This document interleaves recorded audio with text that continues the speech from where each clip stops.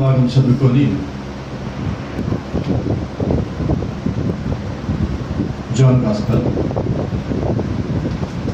యోహాను సువార్త. Let us turn our books to John Gospel chapter 2. యోహాను సువార్త 2వ అధ్యాయానికి మన పరిశుద్ధ గ్రంథం చూద్దామండి. నేను మొదట తెలుగులో చదువుతాను, మరి ఆ తర్వాత ఇంగ్లీష్లో కూడా చదవబడుతుంది. From verse 1 to verse 10. మూడో దినమున గలీలీలోని కానా అనే ఊరిలో ఒక వివాహం జరిగిను. యేసు తల్లి అక్కడ ఉండెను. యేసును ఆయన శిష్యులను ఆ వివాహమునకు పిలువబడిరి. ద్రాక్షరసం అయిపోయినప్పుడు యేసు తల్లి వారికి ద్రాక్షరసం లేదని ఆయనతో చెప్పగా, యేసు ఆమెతో, అమ్మా, నాతో నీకేమి పని, నా సమయము ఇంకనూ రాలేదనను. ఆయన తల్లి పరిచారకులను చూచి, ఆయన మీతో చెప్పునది చేయుడనను. యూదుల శుద్ధీకరణ ఆచార ప్రకారము 2-3 తుమ్ములు పట్టు 6 రాతి బాణలు అక్కడ ఉంచబడెను. యేసు ఆ బాణలను నీళ్లతో నింపుడని వారితో చెప్పగా, వారు వాటిని అంచుల మట్టుకు నింపిరి. అప్పుడు ఆయన వారితో, మీరిప్పుడు ముంచి విందు ప్రధాని యొద్దకు తీసుకొని పొమ్మని చెప్పగా, వారు తీసుకొని పోయి ఆ ద్రాక్షరసము ఎక్కడి నుండి వచ్చినో ఆ నీళ్లు ముంచి తీసుకుని పోయిన పరిచారకులకే తెలిసినది, కానీ విందు ప్రధానికి తెలియకపోయాను. కనుక ద్రాక్షరసమైన ఆ నీళ్లను చూచినప్పుడు ఆ విందు ప్రధాని పెళ్లి కుమారుని పిలిచి, ప్రతి వారును మొదట మంచి ద్రాక్షరసమును పోసి జనులు మత్తుగా ఉన్నప్పుడు జబ్బు రసము పోయిను. నీవైతే ఇది వరకు మంచి ద్రాక్షరసమును ఉంచుకొని ఉన్నామని అతనితో చెప్పెను. ఆమేన్. ఇంగ్లీష్లో చదువుదామండి.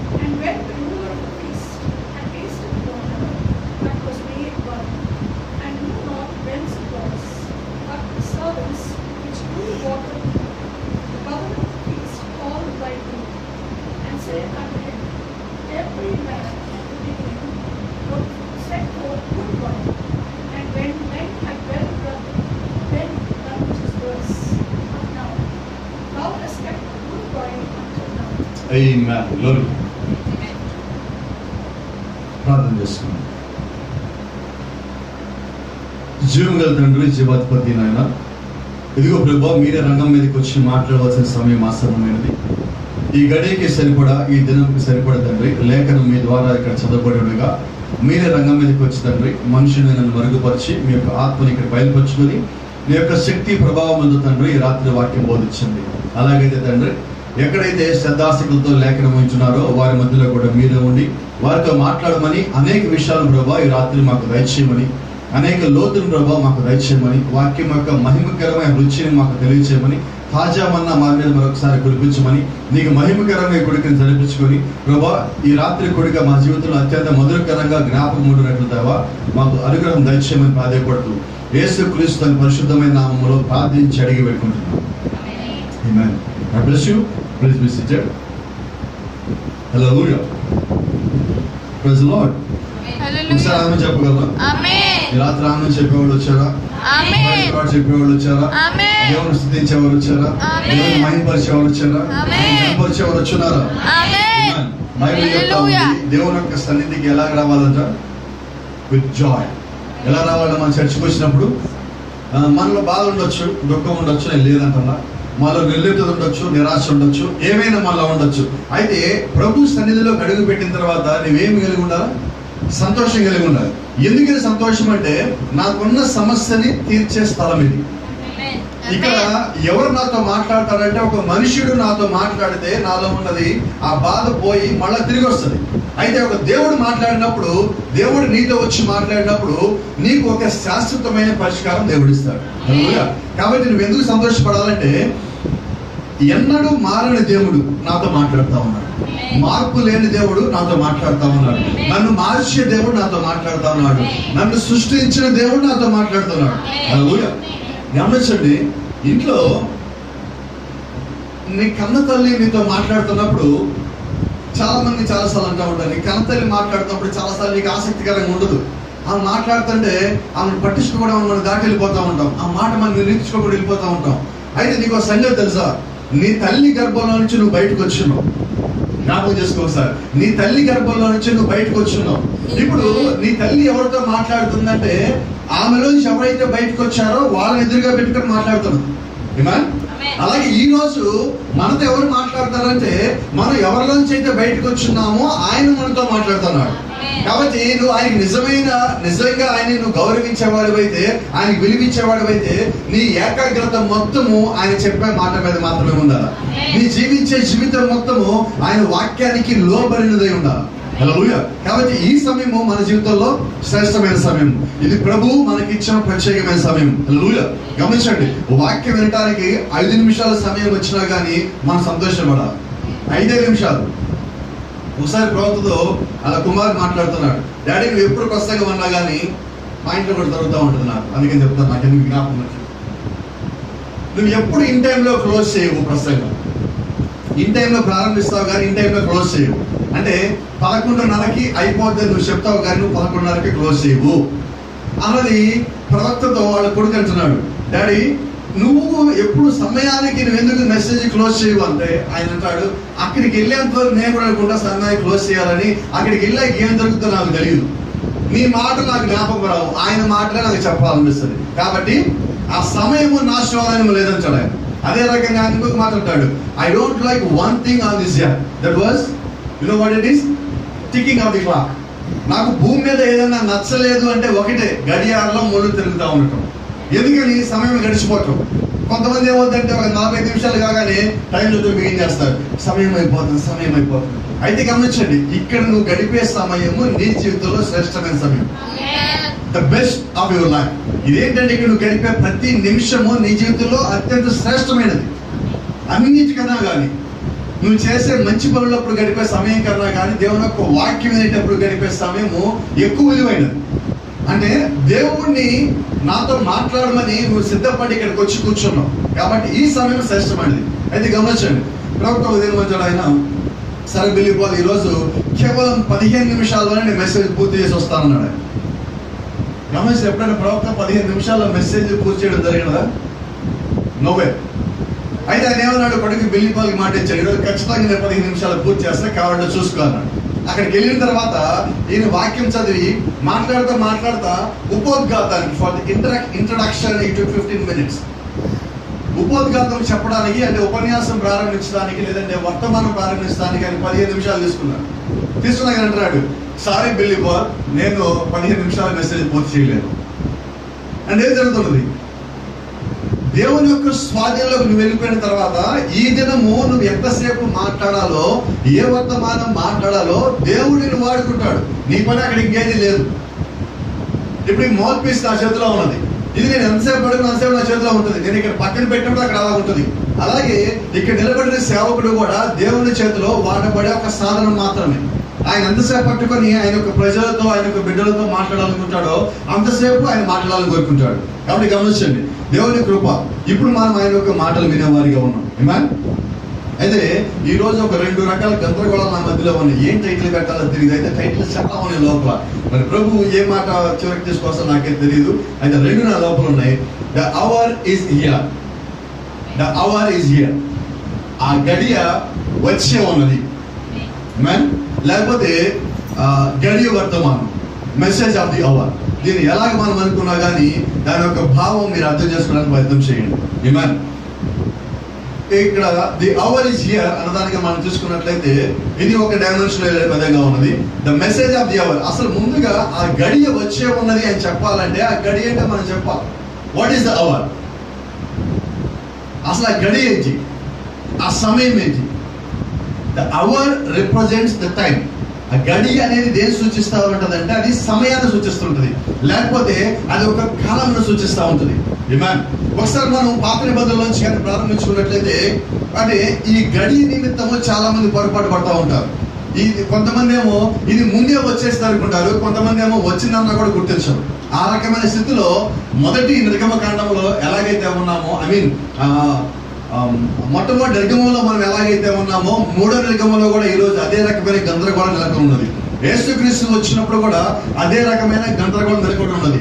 అలాగే ఈ రోజు మనం ఒక పరిస్థితిగా గమనించినట్లయితే అదే విధంగా తొందరపడేవాడు కొంతమంది ఉన్నారు. అది మీకు నేను జ్ఞాపకం చేస్తున్నా, జాగ్రత్త గమనించండి.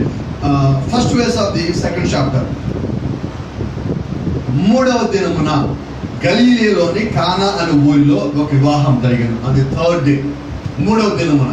అక్కడ 3 దినములుగానే మనము 3 నిర్గమములుగా జ్ఞాపకం చేసుకున్నట్లయితే మొదటి నిర్గమము, first exodus, second exodus and third Exodus.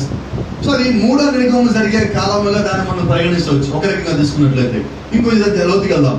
అక్కడ యేసు తల్లి అక్కడ ఉండను, యేసును ఆయన శిష్యులను ఆ వివాహమునకు పిలువబడి, they were called to the marriage.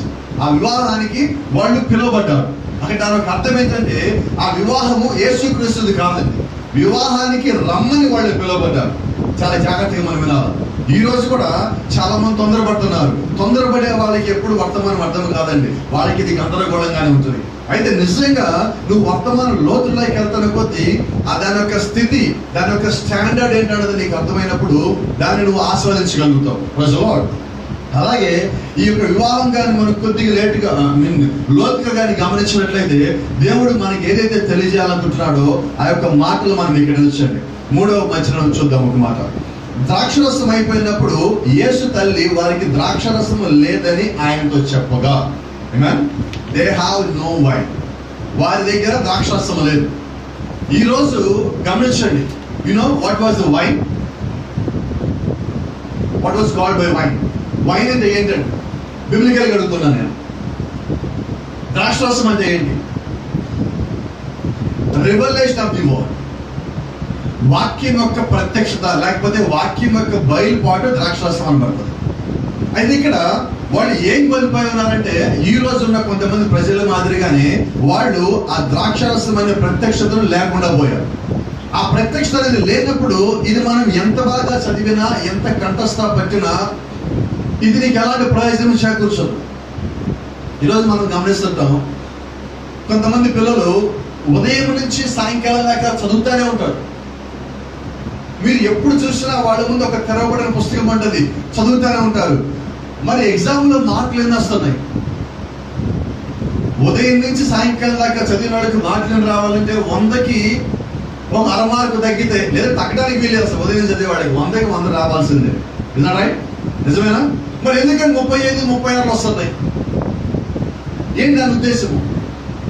వారి పుస్తకం వారి ముందున్నది కానీ వారి యొక్క మనస్సు దీని లోపల లేదు. అదేంటో వాళ్ళకి అర్థం కావట్లా. చదువుతా ఉన్నారు. నేను తరచుగా చెప్తా ఉంటా, షడన్గా ఎవరన్నా కానీ 7 sevens ఎంత అంటే చెప్తారా? ఏమంటే కొంతమంది 49 అంటారు. కొంతమంది ఏం చేస్తారంటే 71, 72, 73 ప్రారంభిస్తారు. అక్కడి నుంచి ఇక్కడ 71 నుంచి ఎవరైతే ప్రారంభించాడో వాళ్ళకి 7th టేబుల్ అర్థం కాలేదు. నామని అర్థమవుతుందా మీకు? ఏంటంటే వాళ్ళు దాన్ని బట్టి పట్టున్నారు. వాళ్ళు 7-6 దగ్గరికి వచ్చిన తర్వాత మీరు మధ్యలో ఏంటి ఇంకా రాలేదన్నారు అనుకోండి, మళ్ళా 71, 72, 73 రావాలి. ఏంటి సమస్య? బైహార్ట్ చేశారండి.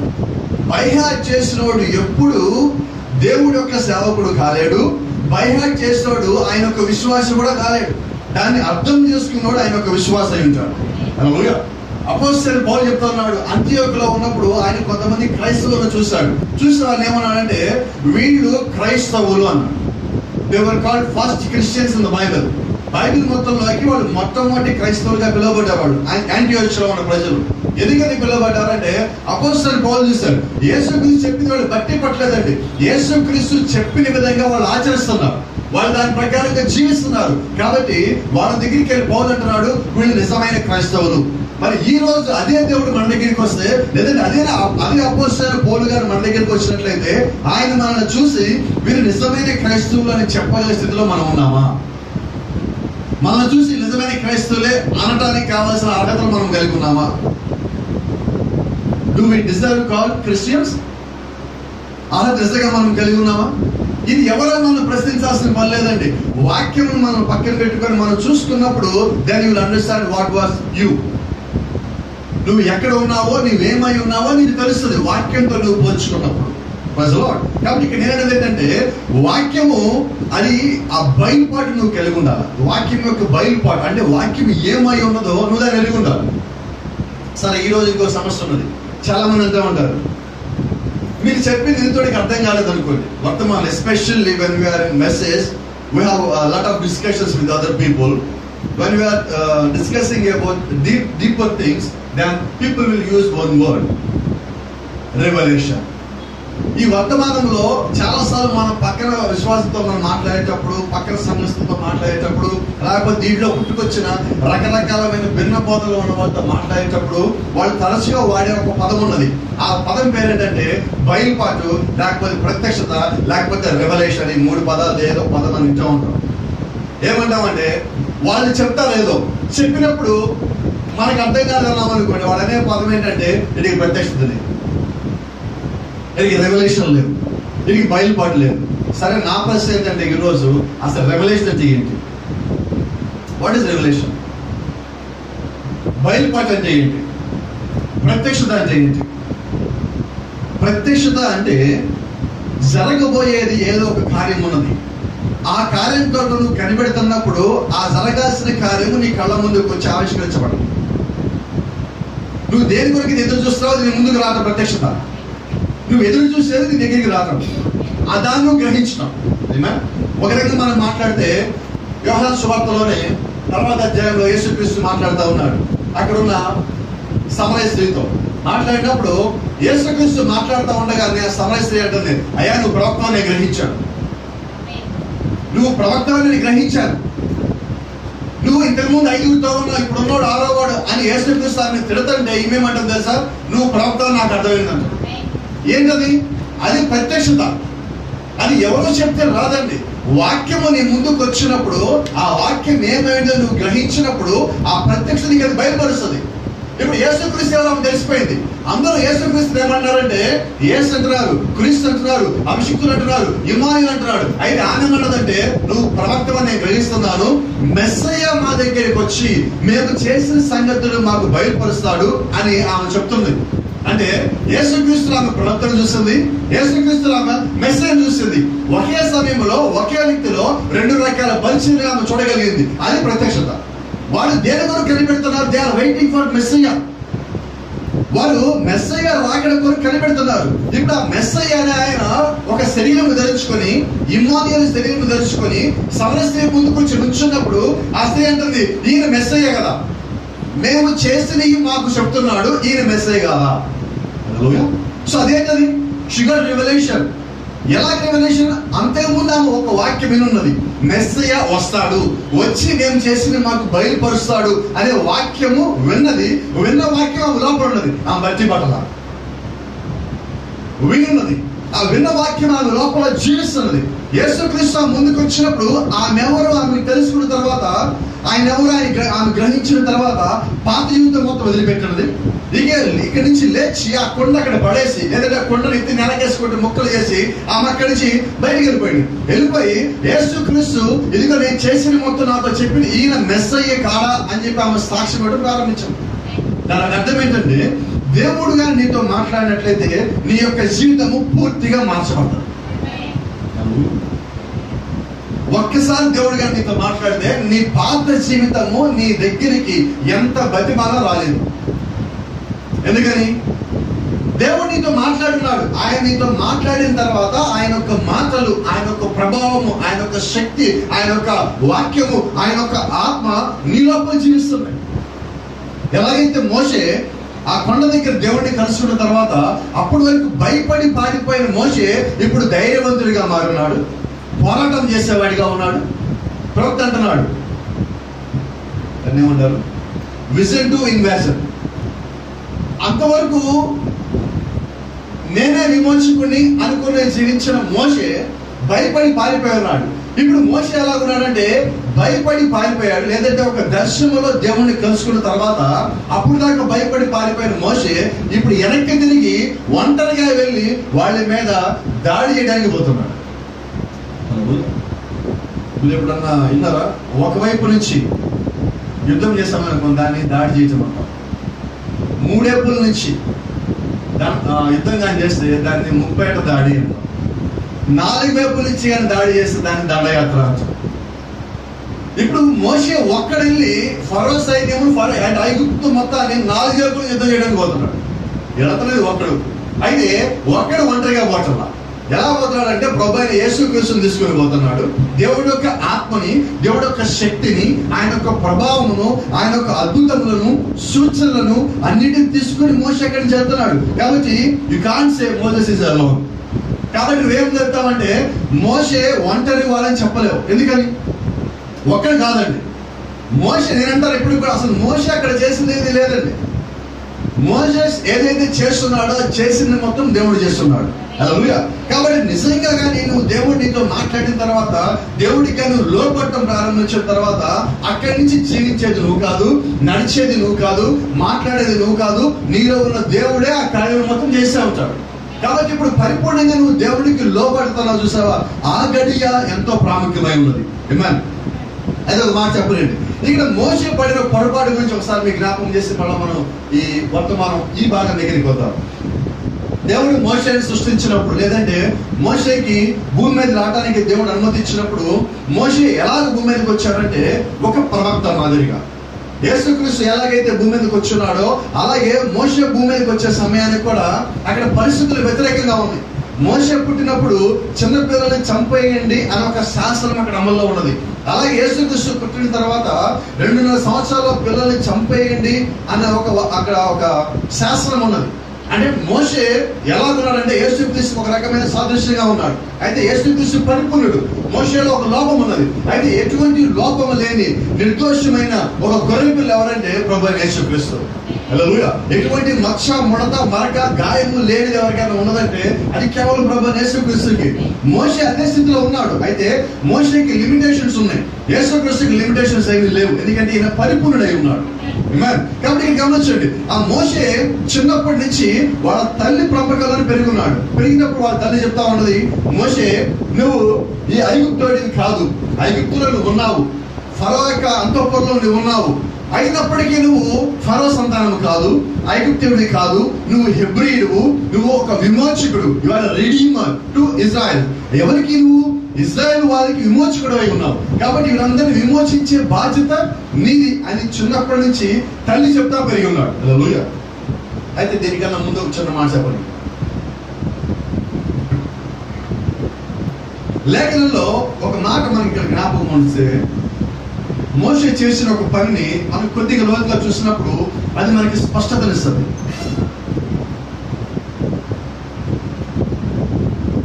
పాత నిబంధనలో దేవుడు అబ్రహాంతో మాట్లాడేటప్పుడు ఒక మాట అన్నాడు, అబ్రహామా, నీ తర్వాత వచ్చే నీ సంతానం నా మాట వాళ్ళు వినరు, నా మాటకి వాళ్ళు లోబడరు, లోబడికి వాళ్ళు ఏం చేస్తారని నా మీద తిరుగుబాటు చేస్తారు. కాబట్టి వాళ్ళందరూ 400 సంవత్సరములు దాస్యత్వంలో ఉంటారు. They were in the slavery for 400 years. They were in bondage for 400 years. 400 సంవత్సరాల వాళ్ళు బానిసత్వంలో ఉంటారన్నారు. వాస్తవంగా మోషే ఎప్పుడు పుట్టాడంటే ఆ బానిసత్వంలో 350 సంవత్సరాలు గడిచిపోయిన తర్వాత మోషే పుట్టున్నాడు. అంటే నీకు నెక్స్ట్ 50 సంవత్సరాల్లో వాళ్ళు విమోచించబడాలి. మీరు చాలా జాగ్రత్తగా గమనించినట్లయితే మోషేకి 40 సంవత్సరాలు వయసు వచ్చినప్పుడు మోషే తనకు తాను విమోచకుడిగా భావించి దేవుడి మీద ఆధారపడకుండా తన సొంతగా వీళ్ళందరినీ విమోచించాలని చెప్పి ఐగుప్తుల్ని కొట్టడము, ఐగుప్తుల్ని చంపడము, ఐగుప్తుల్ని పాతిపెట్టడము, ఈ పనులు చేసుకుంటూ వస్తున్నాడు. నేను విమోచకుడు అయిపోయి ఉన్నానని. అయితే నీ అంతటా నీ విమోచకుడు కాలేవు. నువ్వు విమోచకుడు అయి ఉన్నావు అంటే మోషే గురించి మాట్లాడుతున్నాడు. ఒకవేళ మోషే విమోచకుడు అయి ఉన్నాడంటే అది ప్రభు అయిన దేవుడి ద్వారా మాత్రమే అయి ఉన్నాడు. అలాగే ఈ రోజు మనం భూమి మీద ఆయన యొక్క వధువుగా ఉన్నామంటే అది నీ వల్ల నా వల్ల కాదండి, ప్రభు అయిన దేవుడి వల్ల మాత్రమే మనం అలాగున్నాం. కాబట్టి నీ అంతటిగా నువ్వు అన్ని చేయలేవు. నీకు స్వాతంత్రం ఉన్నప్పటికీ కూడా అన్ని చేయలేవు. దేవుడి మాటకి లోబడి, ఆయనకు కట్టుబడి, ఆయన చెప్పిన సమయంలో, ఆయన చెప్పిన విధముగా, చెప్పిన మార్గంలో నువ్వు చేయవలసి ఉన్నది. అయితే ఇక్కడ మోషే ఏం చేశారంటే, నేను విమోచకుడు అయిపోయి ఉన్నాను, చిన్నప్పటి నుంచి నా తల్లి చెప్పినది, ఇశ్రాయేలు మొత్తము దాస్యంలో ఉన్నారు, బానిసత్వంలో ఉన్నారు, శ్రమలు పెట్టబడుతున్నారు, ఇక నేను ఎంత మాత్రం చూడలేను అని చెప్పి తన సొంతానికి పోయి, తన 40 సంవత్సరాల వయసులో తన సొంతానికి పోయి కొంతమందిని చంపుతా ఈ రకంగా ఆయన పరిచయం ప్రారంభించినప్పుడు ఐగుప్తీయుని చంపారన్న విషయము ఈయన నోట పడినప్పుడు, ఐగుప్తీయుని చంపిన వారికి ఎవరికైనా కానీ అక్కడ ఏం జరుగుతుందంటే మరణ శిక్ష పడుతుంది. ఆ మరణానికి భయపడి మోషే అక్కడి నుంచి పారిపోయి ఉన్నాడు. మంచిది. అయితే ఎందుకని మోషే ఆ పని చేసినప్పుడు, ఆయన ఐగుప్తుని చంపుతా ఉన్నప్పుడు విమోచకుడే కదా, ఎలాగైనా ఐగుప్తుని కొంతమంది చంపాల్సిందే, మోషే ద్వారా చంపబడాలి. అయితే మోషే చంపుతా ఉన్నప్పుడు దేవుడు ఎందుకని వారికి అనుమతి ఇవ్వాల? మోషేకి మోషే వయసు ఎంత అప్పుడు? 40 years. ఎన్ని సంవత్సరాలు మోషే కూర్చున్నాడు? దాసత్వంలో ఈడు వెళ్ళిన తర్వాత 350 సంవత్సరాలు కూర్చున్నాడు. అంటే 390వ సంవత్సరంలో, వాడు దాసత్వంలో ఉన్న 390వ సంవత్సరంలో మోషే ఐగుప్తులో ఉన్న ఇశ్రాయేలు విడిపించడానికి ప్రయత్నం చేస్తున్నాడు. అయితే దేవుడు ఎంతకాలం చెప్పుకున్నాడు? 400 ఏళ్ళు. అంటే ఇప్పుడు మోషే తొందరపడ్డా ఆలస్యం చేశాడా? తొందరపడ్డా ఆలస్యం చేశాడా? ఈ యాక్టెడ్ ఎర్లీ. 400 ఏళ్లకి వాళ్ళు విమోచించడం ప్రారంభించాలి. అది దేవుడు ఒక ప్రణాళిక. దేవుడు 400 ఏళ్ళే 400 ఏళ్ళే. అయితే వీళ్ళు మోషే తొందరపడిన కారణం చేత, అక్కడ ప్రార్థించేవారు లేని కారణం చేత మొత్తం వాళ్ళు బయటికి రావడానికి ఎంతకాలం పట్టిందా అంటే ఇంకో 40 ఏళ్ళు ఎక్కువ పట్టింది. ఎన్నేళ్ళకి బయటకు వచ్చేవాడు? మొత్తము 430 ఏళ్ళకి అపోజిషన్ పోవాలంటున్నాడు హెబ్రీయుల రాసిన పత్రికలో. They were in the slavery for, they were in the bondage for 430 years. 430 ఏళ్ళు ఉన్నారు. ఏంటి కారణము? కాబట్టి మోషే ఏం చేశారంటే తొందరపడ్డాడు. ఆ గడియని గుర్తించడంలో మోషే తొందరపడ్డాడు. మన వర్తమానంలోకి వచ్చినప్పుడు ఆ గడియని గుర్తించడంలో మోషే తొందరపడ్డాడు. అలాగే అపోస్తలుల పౌలు దగ్గరికి మనం వచ్చినప్పుడు యేసు జీవించిన కాలము, అపోస్తలుల పౌలు జీవించిన కాలం రెండు ఒకటే. అక్కడ మోషే ఏం చేశాడంటే ముందు తొందరపడ్డాడు, తర్వాత తెలుసుకున్నాడు, మళ్ళీ వెనక్కి వెళ్ళాడు, ఆయనకి అప్పచెప్పబడిన పని ఆయన పూర్తి చేస్తున్నాడు. అంటే మోషే తొందరపడి దాన్ని సరి చేసుకొని తర్వాత దాన్ని ముందుకు కొనసాగించి దేవుడి పరిచయం పూర్తి చేస్తున్నాడు. అది ఆ గడియకు సంబంధించిన దాన్ని మోషే ముందుకెళ్ళి మళ్ళీ వెనక్కి వచ్చి మళ్ళీ సరైన దారిలోకి వచ్చి ఒక క్రమంలో ఉండి దేవుడి యొక్క పరిచయం ముగించాడు. మాకు రెండో విషయం తెలియకొద్దాం. అపోస్తలుల పౌలు కాలం, యేసుక్రీస్తు జీవించిన కాలం. ఒక రకంగా మనం చరిత్ర పరిశీలించినట్లయితే యేసుక్రీస్తు కన్నా కానీ అపోస్తలుల పౌలు 5 సంవత్సరాల పెద్దవాడు. చరిత్ర ప్రకారం చెప్తున్నాను నేను. చరిత్ర ప్రకారం తీసుకున్నట్లయితే వాస్తవంగా చరిత్రలో చాలా గందరగోళం ఉంటుంది. ఆ గందరగోళం తెలియాలంటే మనం కూడా కొంచెం గందరగోళానికి లోన్ అవ్వాలి. మరి ఎవరైనా కొంచెం గందరగోళానికి లోన్ అవుతారు పర్వాలేదంటే కొన్ని సంగతులు చెప్తాను. పర్వాలేదా?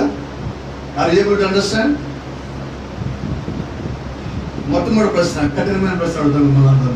మనం ఏ సంవత్సరంలో ఉన్నాం? ఇది ఏ ఇయర్?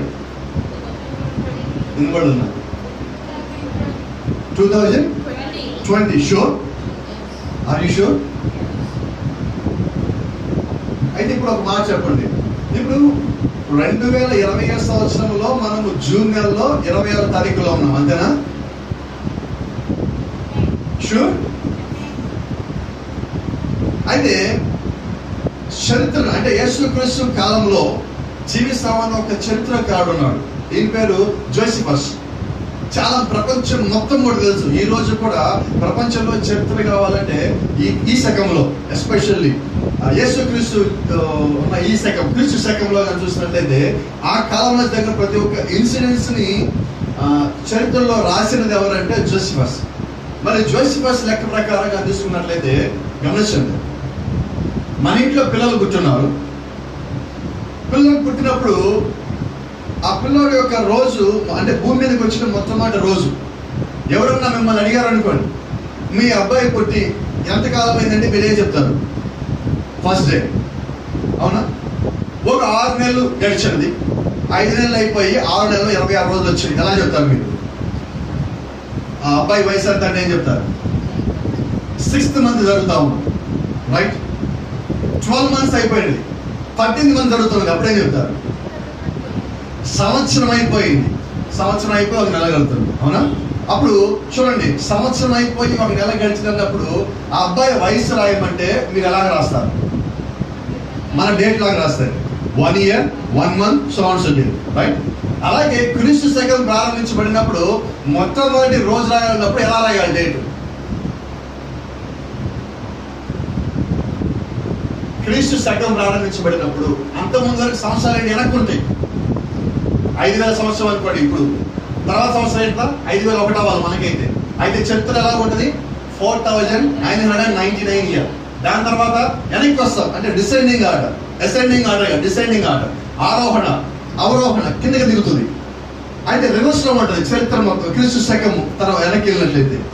అయితే ఇప్పుడు నేను చెప్పే మాట ఏంటంటే, ఇప్పుడు ఇలాగ మనం మొట్టమొదటి రోజులు తీసుకున్నప్పుడు ఏం రాయాలంటే ఎన్నో సంవత్సరం అది? 12 నెలలు నిండితే సంవత్సరం రాయాలండి. 12 నెలలు అప్పుడే రాయాలి. డేట్ ఎలా రాస్తారు చెప్పండి? మీరే అప్పుడు ఉన్నారు. లేదంటే ఈ రోజు ఇప్పుడు దీన్ని అంటారు, గవర్నమెంట్ అంటుంది 0 year అంటుంది ఇప్పుడు దీన్ని. అవునా? అకాడమిక్ 0 year అంటుంది. ఈ 0 year అంటే ఏం రాయాలి మీరు? ఏ నెల? 0 లేదంటే 1. డేట్ ఎంత? 1. సంవత్సరం 1 రాదు, 0 వస్తుంది. ఇదంతా మీకు ఎందుకు చెప్పానంటే, ప్రారంభంలో క్రీస్తు శకం ప్రారంభించిన వాళ్ళు ఏమని డేట్ వేస్తారంటే 0101 అంటే 1 సంవత్సరం గడిచిపోయి 2వ సంవత్సరంలో మొదటి నెల మొదటి రోజు అని చెప్పి వాళ్ళ లెక్క ప్రకారంగా 1 సంవత్సరం అయిపోయింది. అంటే ఇప్పుడు మనం ఏ సంవత్సరంలో ఉన్నాం? నాకు చెప్పింది కొంచెం గందరగోళం పరిస్థితి. అక్కడ 1 సంవత్సరం ఎక్స్ట్రా వచ్చింది అంటే ఆ సంవత్సరం తీసేయాలి. ఇప్పుడు మనం ఇక్కడ మనం ఏ ఇయర్లో ఉన్నట్టు ఇప్పుడు 2019. అయితే ఇక్కడ ఇంకో సమస్య వచ్చింది. యేసుక్రీస్తు గురించి రాస్తున్నప్పుడు ఆ పుట్టుకని సరిగ్గా క్యాలిక్యులేట్ చేయక 5 సంవత్సరాలు యేసుక్రీస్తు పుట్టిన తర్వాత 5 సంవత్సరాలకి ఈ సగం ప్రారంభించబడింది.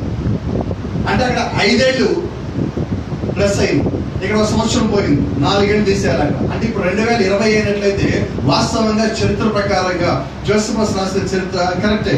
ఆ కరెక్ట్ అనే చరిత్ర ప్రకారం ఇప్పుడు మనం ఏ ఇయర్లో ఉన్నామంటే 2016లో ఉన్నాం. అంటే ఇప్పుడు మనం వాడే క్యాలెండరు గమనిస్తున్నారా? ఒక్కసారి చేసిన పొరపాటుని వెనక్కి వెళ్ళి సరి చేసుకోలేరు. ఇప్పుడు కాలం వెనక్కి వెళ్ళి 4 ఏళ్ళు తీసేయడం కుదురుతుందా? కుదరదు. ఎందుకంటే ఇప్పుడు 2016 మళ్ళా ప్రారంభించడం అవ్వదు అది. కాబట్టి ఎందుకని దేవుడు అలా చేశాడో దేవుడికి తెలియాలి. హల్లెలూయా. కాబట్టి ఇప్పుడు మన వయసు లెక్క ప్రకారం చూస్తున్న అందరూ 4 ఏళ్ళ వయసు తగ్గింది ఇప్పుడు.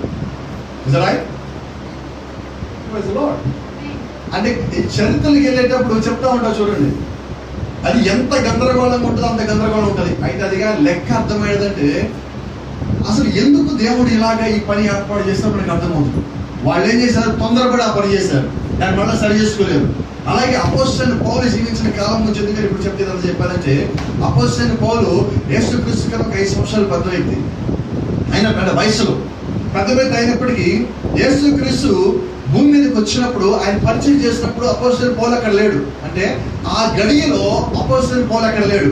పౌలు ఎప్పుడు వచ్చాడంటే యేసుక్రీస్తు రంగం మీదకి వచ్చి పరిచయం చేసి ఆయన పరిచయం ముగించి రంగం నుంచి వెళ్ళిపోయిన తర్వాత పౌలు అక్కడికి అడుగుపెట్టున్నాడు. కాబట్టి ఆ గడియ జరిగిపోయిన తర్వాత పౌలు అక్కడికి వచ్చాడు. కాబట్టి ఆ పౌలు ఆ గడియని అర్థం చేసుకోలేకపోయాడు. అర్థం చేసుకోలేక ఏం చేశారంటే, పౌలు యేసుక్రీస్తు దేవుడు అంటే అప్పుడు ఒప్పుకోవాలి. ఎందుకని? దాన్ని గ్రహించాల. అయితే దేవుడు యొక్క ఆలోచనలో అపోస్తలుడైన పౌలు ముందుగా నిర్ణయించబడిన వ్యక్తి. కాబట్టి దేవుడు ఖచ్చితంగా అపోస్తలుడైన పౌలుకి దాన్ని గ్రహించే జ్ఞానం ఇవ్వాల్సి ఉన్నది. దేవుడు జ్ఞానం ఇచ్చిన తర్వాత అపోస్తలుడైన పౌలు తన తప్పు తెలుసుకొని ప్రభువైన యేసుక్రీస్తును ప్రకటించడం ప్రారంభించున్నాడు. అక్కడ మోషేనేమో తొందరపడ్డాడు, ఇక్కడ పౌలేమో ఆలస్యంగా వచ్చాడు. వాళ్ళేమో గ్రహించలేకపోయారు, వాళ్ళేమో ముందుగా ఆవేశపడి వెళ్ళిపోయి ఉన్నారు. అలాగే ఈ దినము చాలా మంది ప్రజలు ఏం చేస్తారంటే కొంతమంది ముందుకు దూకేస్తున్నారు. ఎలాగ ముందుకు దూకేస్తారంటే మోసే 10 సంవత్సరాలు ముందే పరిచయం చేసినట్టు అలాగే ఈశ్వరు ఇప్పుడు చాలా మంది ముందుకు దిగిపోయి ఇప్పటికి ఆల్రెడీ ఎత్తబాటు అయిపోయిందండి అంటున్నారు. ఒకవేళ వాళ్ళు మీరు అడిగితే సహోదరులు ఎత్తబాటు అయిపోలేదు, మనం ఇంకెక్కడే ఉన్నాము, ఇదిగో మట్టి శరీరం ఇక్కడే ఉన్నది, దీనికి నొప్పి తెలుస్తుంది, బాధ తెలుస్తుంది, వ్యాధి వస్తున్నది, ఇవన్నీ జరుగుతున్నాయి కదా అనుకుంటే వాళ్ళు అంటారు నీకు ప్రత్యక్షత లేదు. నేను ఎత్తబడ్డాను లేదో నాకు తెలియదండి. ఆ ప్రత్యక్షత కూడా లేదా మనకి ఇప్పుడు. నేను ఒక మాట అడుగుతా, ఇక్కడ సంఘంలో ఎత్తబడిన ఉన్నారా? నేనైతే ఎత్తబడుకొని ఎదురు చూస్తా ఉన్నా, మరి మీరందరూ కూడా ఎత్తబడుకొని ఎదురు చూస్తాను కూర్చున్నా. We're all waiting for action. అంటే ఇప్పుడు మన ప్రభు యేసుక్రీస్తులు అందరం ఎత్తబడ్డామండి, అది కాదంటల్లా. అయితే ఇంకా పని జరగల, అది జరగవలసి ఉన్నది. జరగాల్సిన దాన్ని మనం ఇప్పుడు మన భాషలో మాట్లాడుకున్నట్లయితే నేను ఒకదాని కొరకు కనిపెడుతున్నా, దేని కొరకు? ఎత్తబాటుకో. ఆ ఎత్తబాటు నీ ముందుకు వచ్చినప్పుడు అది నీకు అర్థమవుతుంది. ఎందుకంటే నీ శరీరము భూమి మీద తీసుకెళ్ళిపోబడుతుంది. నువ్వు యేసుక్రీస్తుతో మధ్యాకాశంలో కలుస్తావు. నీ శరీరం మీద ఈ భూ సంబంధమైన ఈ గ్రావిటీ ఏదైతే ఉన్నదో, గురుత్వాకర్షణ శక్తి ఏదైతే ఉన్నదో అది నీ మీద పనిచేయదు. ఈరోజు చిన్న మాట చెప్పండి, ఇప్పుడు ఈ తాళం ఇలా వదిలిపెడితే ఇది కింద పడుతుందా పైకి వెళ్తుందా? ఇలాగే ఉంటుందా? ఎలా చెప్పారు? ఇది న్యూటన్ సిద్ధాంతం. ఇది న్యూటన్ సిద్ధాంతం ప్రకారం ఏంటి? ఏదైనా ఒక వస్తువు పైకి ఎగరేసినప్పుడు భూమికి ఉన్న గురుత్వాకర్షణ శక్తిని బట్టి అది కిందకి ఆకర్షించబడుతుంది, కిందకి లాగేయబడుతుంది. అయితే ఈ గురుత్వాకర్షణ శక్తి అనేది యేసుక్రీస్తు యొక్క విశ్వాసుల మీద, ఆయన యొక్క వధువు మీద పనిచేయదు. ఎందుకని పనిచేయదంటే ఈ భూమిని సృష్టించిన వాడే ఈ భూమికి ఒక వార్నింగ్ కూడా ఇచ్చాడు. ఏ వార్నింగ్ ఇచ్చాడంటే, నేను ఎవరినైతే పైకి పిలుస్తానో వాళ్ళ మీద నీ యొక్క ప్రభావం ఉండకూడదు. హానోకుని మనం చూసినట్లయితే హానోకు మీద భూమి యొక్క ఆకర్షణ శక్తి పనిచేయలేదు. ప్రభుత్వం అంటున్నాడు కదా, హానోకు పైకి వెళ్తున్నప్పుడు భూమిని చూస్తా, భూమికి గుడ్ బై అని చెప్పి వెళ్ళిపోయాడు. బాయ్ బాయ్ కాదు, గుడ్ బై. గుడ్ బై అంటే మళ్ళీ రావాలి, బాయ్ బాయ్ అంటే మళ్ళీ వస్తామని. ఇప్పుడు ఏమన్నాడు? గుడ్ బై వెళ్ళిపోయాడు. అంటే హానోకు మళ్ళీ రావాల్సిన పని లేదు. ఏలియా భూమి నుంచి పైకి వెళ్ళిపోయాడు. ఇప్పుడు ఏలియా గుడ్ బై చెప్పడం లేదండి, ఏలియా బాయ్ బాయ్ చెప్పాలి. ఎందుకంటే ఏలియా మళ్ళా రావాలా, పరిచయం చేయాలి. కాబట్టి ఏలియానేమో బాయ్ బాయ్ చెప్పి పైకి వెళ్ళి ఉన్నాడు. యేసుక్రీస్తు కూడా నేను మన భాషలో మాట్లాడితే ఆయన కూడా బాయ్ బాయ్ చెప్పే పైకి వెళ్ళాడు. మళ్ళా మన దగ్గర రావాలి, మన పైకి తీసుకుపోవాలి. అయితే ఏలియా మీద గురుత్వాకర్షణ శక్తి పనిచేయలేదు, హానోకు మీద ఈ గురుత్వాకర్షణ శక్తి పనిచేయలేదు, యేసుక్రీస్తు మీద ఈ యొక్క ప్రభావం పనిచేయలేదు. అలాగే నిజమైన యేసుక్రీస్తు వధువు మీద కూడా పనిచేయదు. ఎందుకంటే ప్రకటన రాసిన యోహాను మీద పనిచేయలేదు కాబట్టి. ప్రకటన రాసిన యోహాను ఎవరంటే వధువుకి సదృశ్యమై ఉన్నాడు, ఆయన మీద ఇది పనిచేయలేదు కాబట్టి. కాబట్టి గమనించండి, ఒకరేమో ముందు తొందరపడుతున్నారు, ఇంకోళ్ళేమో ఆలస్యంగా వస్తున్నారు. అయితే సరైన సమయానికి వచ్చేది ఎవరంటే దేవుడు మాత్రం. నీవునే సరైన సమయానికి రాలేము. చూడండి, సంఘానికి కూడా ఒకడు ముందు వస్తారు, ఒకడు ఆలస్యంగా వస్తారు. అయితే దేవుడు మాత్రం సరైన సమయానికి ఇక్కడ ఉంటాడు. ఒకసారి నువ్వు ప్రార్థన చేస్తూ ఉంటావు, నేనంటాను నువ్వు ప్రార్థన చేయడానికన్నా ముందుగానే దేవుడు అక్కడ ఉన్నాడు. నువ్వు ప్రార్థన చేస్తావని దేవుడికి ముందుగానే తెలుసు కాబట్టి ఆయన ముందుగా అక్కడికి వచ్చున్నాడు. నువ్వు ఏమడుగుతావో ఆ ఇవ్వటం కొరకు దేవుడు ముందుగా అక్కడ చేరుకుంటున్నాడు. అయితే నువ్వు ఆలస్యం చేయొచ్చు, ఆయన ఆలస్యం చేయడు. అది కాల ప్రవక్త అంటాడు, దేవుడు రాకంలో ఆలస్యం అవుతుందేమో. అయితే అది దేవుడు ఆలస్యం కాదండి, ఆయన సరైన సమయమే. నీవనుకుంటావు నేను అనేక సంవత్సరం నుంచి ప్రార్థన చేస్తున్నాను, దేవుడు నాకు ఇంకా సమాధానం ఇవ్వలేదు కదా అని. అది నీ ఆలోచన, అది నీ యొక్క తలంపు మాత్రమే. దేవుడు యొక్క ఆలోచన తలంపులు ఏంటంటే ఆయన అనుకున్న సమయానికి ఆయన వస్తాడు. కాబట్టి గమనించండి, ఇప్పుడు మోషేనేమో తొందరపడ్డాడు, అపోస్తలుడు పౌలేమో ఆలస్యంగా వచ్చాడు. కాబట్టి ఈయన పొరపాటు పడ్డాడు. తర్వాత గ్రహించి తర్వాత అంతా సరి చేసుకొని, మోషే ఎలాగే తొందరపడి వెనక్కి సరి చేసుకొని మళ్ళీ పరిచయం ముగించున్నాడో, అపోస్తలుడు పౌలు కూడా ఆలస్యంగా వచ్చి దాన్ని తప్పుగా అర్థం చేసుకొని తప్పుగా నడిపించబడి ఆ తర్వాత సరైనది ఏంటో తెలుసుకొని ఆ రీతిగా ప్రభువైన యేసుక్రీస్తు యొక్క పరిచయం చేసి ఆయన యొక్క పరిచయం ముగించున్నాడు. ఒక ఆయన ఇక్కడ ముందుకెళ్ళాడు తొందరపడి, ఇంకొక ఆయన ఆలస్యంగా వచ్చి దాన్ని తప్పుగా అర్థం చేసుకున్నాడు. ముందుకెళ్ళి తప్పుగా అర్థం చేసుకున్న ఆయన, వెనక్కి వచ్చి తప్పుగా అర్థం చేసుకున్న ఆయన. అయితే ఇప్పుడు చెప్పబోయేది ఎవరంటే ప్రభువైన యేసుక్రీస్తు గురించి. ఆ గడియ కరెక్ట్ అయిన సమయానికి వచ్చింది ప్రభువైన యేసుక్రీస్తు.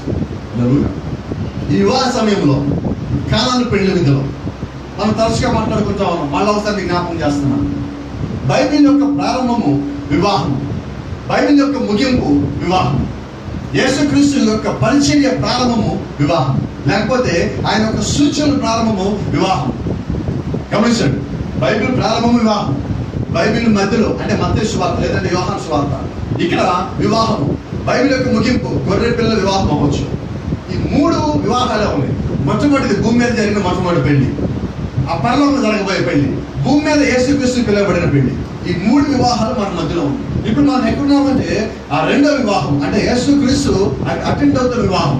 ఆ వివాహం గురించి మనం తీసుకున్నట్లయితే అది ఎక్కడ జరుగుతున్నది? గలీలీలోని కానా.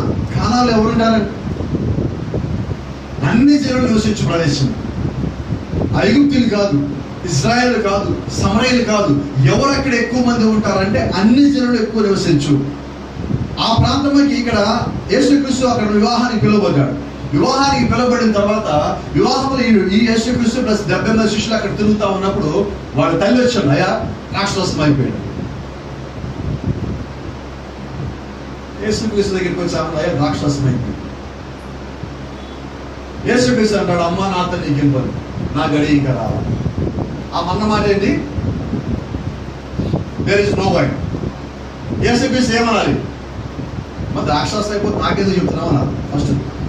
రెండోది, యేసుక్రీస్తు ద్రాక్షరసం తెమ్మంటే నేను తేననో తెస్తానో లేదా నాకు కుదరతానో ఇంకోళ్ళు చెప్పని చెప్పాలి. యేసుక్రీస్తు అన్న మాట చూడండి, woman what have I to do with thee. Telugu ఏం రాస్తుందంటే అమ్మ నాతో నీకేమి పని రాస్తున్నాడు. ఇంగ్లీష్ ఏమన్నది? Woman. Jesus never called Mary as mother, he said he called woman. He knows it. ఎందుకంటే యేసుకి ఆమె తల్లి కాలేదు, అయితే ఆమెకు ఒక సంచి కావాలి, ఒక క్యారీ బ్యాగ్ కావాలి. He needs a carry bag. ఇప్పుడు ఈ రోజు మనమందరం కూడా ఏం చేస్తున్నామంటే ఆ పరిశుద్ధాత్మ పైకి వెళ్ళాలంటే, మనం పరలోకం వెళ్ళాలంటే ఒక థియోఫనీ మనం పైకి తీసుకుపోవాలి. ఆ థియోఫనీ వచ్చి మనం తీసుకుని పోవాలి. అంటే థియోఫనీ అంటే ఒక రకమైన ఒక క్యారీ బ్యాగ్ లాగా అది పనిచేస్తుంది. ఒక ప్రత్యేకంగా దేవుడు మనల్ని పైకి తీసుకుపోవడం కోసం ఒక వాహనం ఏర్పాటు చేసి దాని పేరు థియోఫనీ మనం చెప్పుకుంటున్నాం. అయితే ఇక్కడ మరి ఎవరంటే యేసుని మోసే ఆమె ఒక బ్యాగ్, ఒక సంచి, ఒక గర్భ సంచి. మరియలో ఉన్న గర్భ సంచిని దేవుడు తీసుకున్నాడు. ఆ గర్భ సంచి లోపల దేవుడు వచ్చున్నాడు. కాబట్టి ఇప్పుడు ఎవరు? యేసుక్రీస్తు దృష్టిలో మరియ యేసుక్రీస్తుకి తల్లి కాదండి. ఎందుకని తల్లి కాదంటే మరియ సృష్టించింది ఈయన. మరియ సృష్టించిన ఆయనే, మరి లోపల సంచిని గర్భ సంచి సృష్టించిన ఆయనే ఇప్పుడు మరి లోపలికి వెళ్ళి ఉన్నాడు. ఇప్పుడు మరియలోంచి ఈయన బయటకు వచ్చాడు. ఈయన బయటకు వచ్చాడు.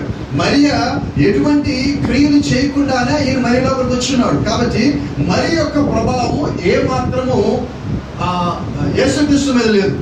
కాబట్టి ఏమంటారు ఇప్పుడు? ఉమెన్. స్పష్టంగా ఉంది ఇంగ్లీష్ బైబిల్ చదివినట్లయితే. తెలుగులో మనకి ఏం రాస్తుంది? అమ్మ. యేసుక్రీస్తు ఒక్కసారి మరి అని అమ్మ అని పిలుచున్నాడు. అది కూడా ఎక్కడంటే సిలువ మీద ఉన్నప్పుడు మాత్రమే యోహానికి అప్పచెప్తా, అమ్మా ఇదిగో నీ కుమారుడు, యోహాను ఇదిగో నీ తల్లి అని చెప్పి వాడితో ఇక్కడ అప్పచెప్పని వెళ్ళిపోయాడు సిలువ మీద. ఇక్కడేమంటాడు? ఉమెన్. అంటే స్పష్టత ఉన్నది యేసుక్రీస్తుకి. ఆయన ఏం చేస్తున్నాడు? నేను ఎప్పుడు అంటా ఉంటా, వాక్యము నువ్వు కానీ కలిగి ఉన్నట్లయితే, నీ కళ్ళ ముందు ఏదైనా తప్పు జరుగుతూ ఉన్నట్లయితే, నిజమైన వాక్యం నీ లోపల ఉంటే నువ్వు ఆ తప్పు చేసేవాడిని సరి చేస్తావు. ఇప్పుడు యేసుక్రీస్తు దగ్గరికి వచ్చి ఆమె ఏమంటుందంటే, అయ్యా ద్రాక్షరసం అయిపోయింది, అమ్మ నాతో నీకేం పని, ద్రాక్షరసం అయిపోయింది తీసుకురాపో, ద్రాక్షరసం పోయిపో అంటే ఆయన అంటున్నాడు, అమ్మ నాతో నీకేం పని. ఇంకా స్పష్టంగా, my our is not at come, నా గడియ ఇంకను రాలేదు. మోషేనేమో తొందరపడ్డాడు, అపోస్తలుని పోలేమో ఆలస్యంగా వచ్చాడు. ఇప్పుడు మరీ తొందరపడుతుంది అని యేసుక్రీస్తు, అమ్మ నా గడియ ఇంకా రాలా, ఆ గడియ రాలా. ఆ గడియ ఏ గడియ అంటున్నా. ఇప్పుడు ఇది మన మెసేజ్. ఇప్పుడు ఇక్కడికి వచ్చున్నాం, వచ్చే వారం కంటిన్యూషన్ చేస్తున్నాము. అది ఇక్కడ చెప్పలేదు నన్ను. ఇప్పుడు ఆ గడియ ఏ గడియ, ఏ గడియ గురించి మరియ యేసుతో మాట్లాడింది, ఏ గడియ ఇంకా రాలేదని చెప్పి యేసు మరియతో చెప్తా ఉన్నాడు. ఏ గడియ అది? Which hour is that?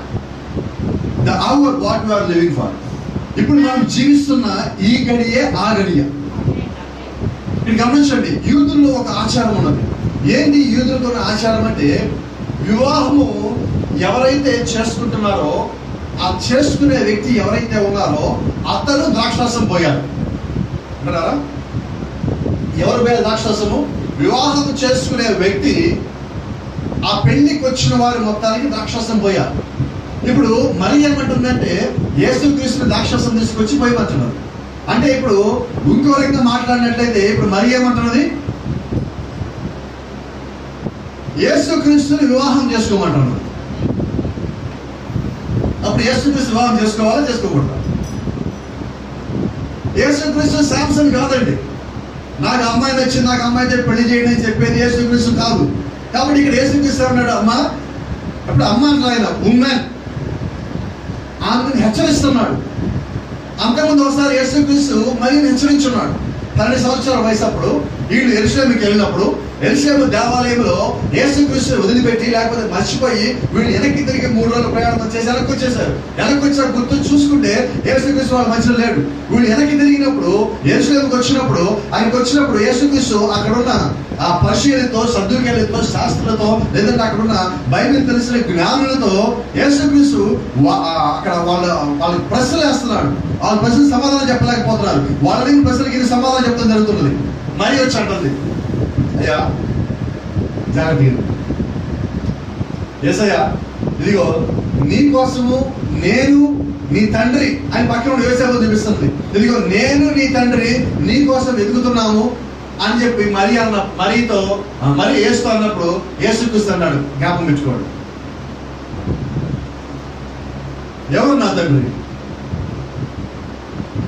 నేను నా తండ్రి పని మీద ఉన్నావు నువ్వు ఎరగవా? నేను ఎవరి పని మీద ఉన్నా? I'm on my father's business. యేసుక్రీస్తు అన్నమాట స్పష్టంగా వివరిస్తారు చూడండి. మరి అంటుంది నేను నీ తండ్రి అని యోసేపు చూపిస్తుంది. యేసుక్రీస్తు అన్నాడు నేను నా తండ్రి పని మీద ఉన్నాను కదా అంటున్నాడు. ఎలా ఉందా? మీకు ఆ యాక్షన్ చూపించదని కూడా అర్థం కాదు. మరి ఏమంటుంది ఈ నీ తండ్రి అంటుంది. అయితే మనకి తెలుసు నీ తండ్రి ఎవరో కాదు. అసలు యోసేపుకే తెలుసు ఆయన యేసుక్రీస్తు తండ్రి ఎవరో కాదు. యోసేపు వదిలిపెడదాం అనుకుంటే దేవుడి యొక్క దూత వచ్చి వార్నింగ్ ఇస్తే అప్పుడు మనీతో పడి ఉన్నాడు. కాబట్టి యోసేపు సంగతి తెలుసు, మరికి తెలుసు. ఆమె అడిగింది, అయ్యా నేను గర్భవతిని ఎలాగవుతాను అంటే పరిశుద్ధాత్మ నిన్ను కమ్ముకోవడం వల్ల, యోసేపుతో కలవటం వల్ల కాదు, పరిశుద్ధాత్మ నిన్ను కమ్ముకోవడం వల్ల నువ్వు గర్భవతి అవుతావు. కాబట్టి ఇప్పుడు ఎవరి వల్ల గర్భవతి అవుతుంది? పరిశుద్ధాత్మ ద్వారా. అప్పుడు ఆయన ఏమంటున్నాడు, ఇదిగో నేను నా తండ్రి పని మీద ఇక్కడికి వచ్చా, ఇప్పుడు నా తండ్రి పని మీద నేను ఉన్నా. కాబట్టి నా తండ్రి పని అంటే అక్కడున్న ఆయన, ఆ పని నేను చేయడానికి ఇక్కడ ఉన్నా. ఈ తండ్రి ఎవరు మంచిగా?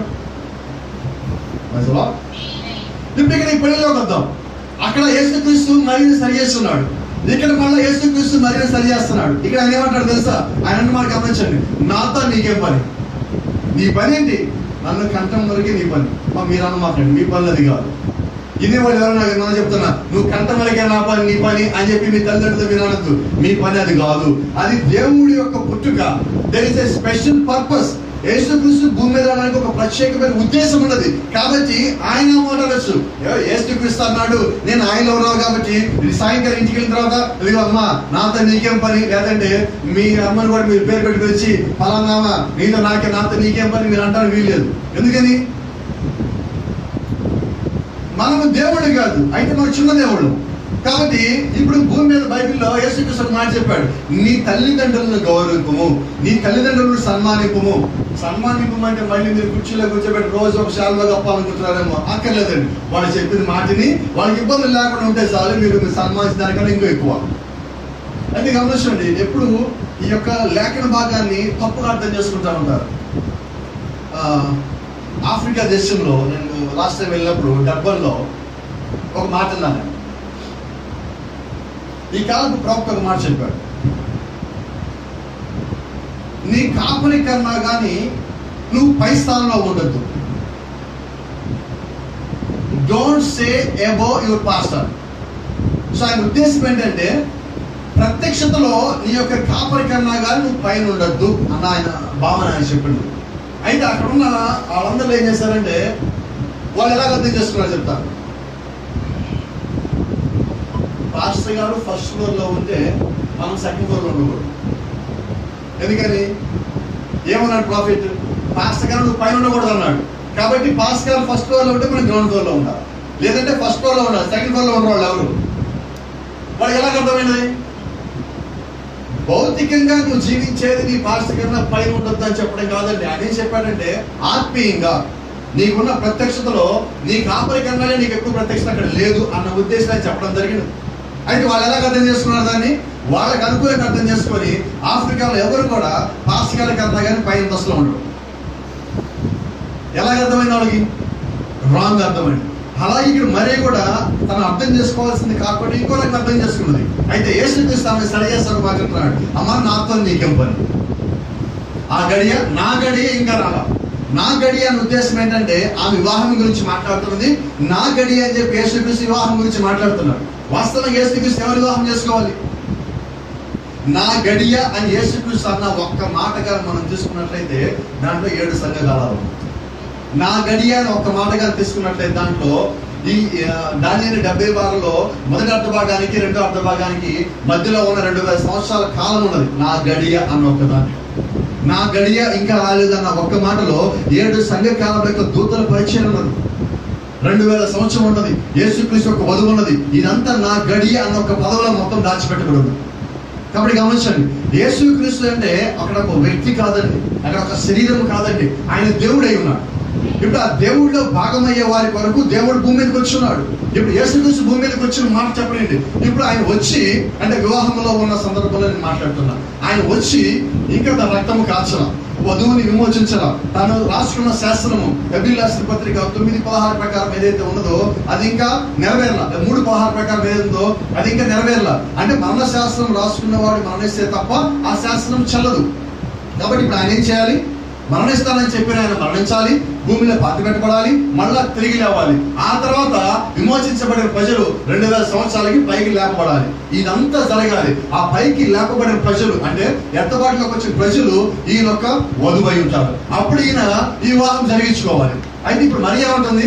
నువ్వు వెళ్ళి రాక్షసు తీసుకురావు. ఆయన అంటాడు నా గడియ ఇంకా. ఏంటి ఆ గడియ? యేసుక్రీస్తు వివాహం గురించి ఆమె అక్కడ మాట్లాడుతుంది. అయితే ఆయన అంటున్నాడు నా గడి ఇంకా రాలేదు అనగానే ఎమ్మట మరి ఏమని తెలుసా? ఆయన మాట్లాడు శిష్యులు మొత్తాన్ని పిలిచింది. స్పష్టంగా ఉంటుంది బైబిల్లో. శిష్యులు మొత్తాన్ని పిలిచి 70 మందిని పిలిచి ఇక్కడి నుంచి ఆయన చెప్పింది అన్నాడు. అంటే యేసుక్రీస్తుకి తానెవరో తనకు తెలిసిపోయింది. ఇక ఆయన పరిచయం ప్రారంభించబడింది.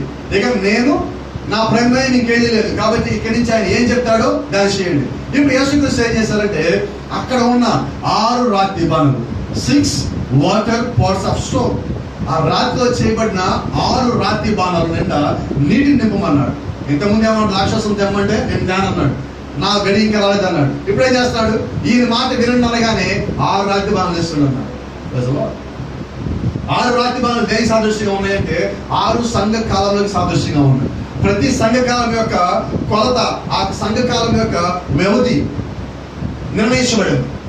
Age of the church was decided. So these 6 water pots of stones are representing 6 churches. ఈ 6 సంఘ కాలంలో ఈ 6 రాతి బాణాలు ఒక సాదృశ్యంగా ఉన్నాయి.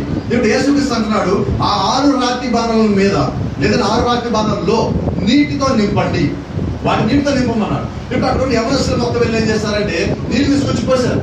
మీరు అది 7 బకెట్ల పట్టుదల ఒక్కొక్క బాణ, మీరు 8 బకెట్లు పోసారు. ఆ ఎక్స్ట్రా బకెట్ ఏమవుతుంది? వాటర్ కిందకి వెళ్ళిపోతుంది. అంటే 6 సంఘ కాలాలకి వయసు నిర్ణయించబడింది. ఆ వయసు ప్రకారం అది ఉండాలి. అది తక్కువ కాదు, ఎక్కువ కాదు. అయితే 7 సంఘ కాలంకి వచ్చినప్పుడు ఈ యొక్క సంఘకాలం వయసు నిర్ణయించబడాలి. ఇప్పుడు మనమున్న సంఘకాలం ఒక రకంగా యేసుక్రీస్తు మళ్ళా తిరిగి పరిపూర్ణమైన పరిచర్య జరిగిస్తున్న ఈ కాలం, ఆయనే నేరుగా మన రంగం మీదకి వచ్చే కాలం ఈ కాలం. అపోస్తలుడైన పౌలు మొట్టమొదటి సంఘకాలంలో ఉన్నాడు. యేసుక్రీస్తు రంగం మీదకి వచ్చి వెళ్ళిపోయిన తర్వాత పౌలు పరిచర్య అంటే 7 సంఘకాలం పరిచర్య, మొట్టమొదటి సంఘకాలము పరిచర్య ప్రారంభించబడింది. 7 సంఘకాలం యొక్క పరిచర్య అక్కడ ప్రారంభించబడింది. ఇప్పుడు మనమున్న ఈ కాలం ఏంటంటే 7వ ప్రవక్త లేదంటే 7వ దూత తన వర్తమానం చెప్పి రంగం మీద చెల్లిపోయి ఉన్నాడు. ఇప్పుడు రంగం మీద చెల్లిపోయిన తర్వాత ఇంకెవరు రావాలి? ఇప్పుడు 7 మానవులు పరిచర్య చేసి భూమి మీద చెల్లిపోయారండి. ఇప్పుడు ఎవరు రావాలి? ప్రభువైన యేసుక్రీస్తు రంగం మీదకి రావాలి. ఇప్పుడు పరిచర్య జరిగించేది ఎవరు? దేవుడే. ఇప్పుడు వ్యక్తుల పరిచర్య లేదండి. ఇప్పుడు ఉన్న పరిచర్యల్లో దేవుడి పరిచర్య మాత్రమే ఉంది. ఏ సన్ ఆఫ్ మ్యాన్ పరిచర్య అయిపోయింది. ఇప్పుడు పరిచర్య చేస్తున్న ఎవరు? The son of man. ఇప్పుడు ఏ సన్ ఆఫ్ మ్యాన్ అంటే నరపుత్రుడా. హెస్కేల్ దేవుడు అంటున్నాడు, సన్ ఆఫ్ మ్యాన్ ప్రొఫెసీ, నరపుత్రుడా ప్రవచనము. అలాగే 7వ సంఘకాలం దూత ఎవరంటే ఈవిడ నరపుత్రుడే. అయితే ఆ నరపుత్రుడు వాడుకున్నది ఏ సన్ ఆఫ్ మ్యాన్ వాడుకున్నది ఎవరంటే ది సన్ ఆఫ్ మ్యాన్, ఒక మనిషి కుమారుడు. మనిషి కుమారుడు ఒక మనిషి కుమారుడు. ఒక మనిషి కుమారుడు అంటే మళ్ళాంచి వాడు. మనిషి కుమారుడు అంటే దేవుడు యొక్క కుమారుడు అయి ఉన్నాడు. కాబట్టి ఒక మనిషి కుమారుడు వాడుకొని మనిషి కుమారుడు యొక్క పరిచయం జరిగించిన కాలం ఈ కాలం, జరిగిస్తున్న కాలము ఈ కాలం. మనిషి అయితే రంగమే చెల్లిపాడు.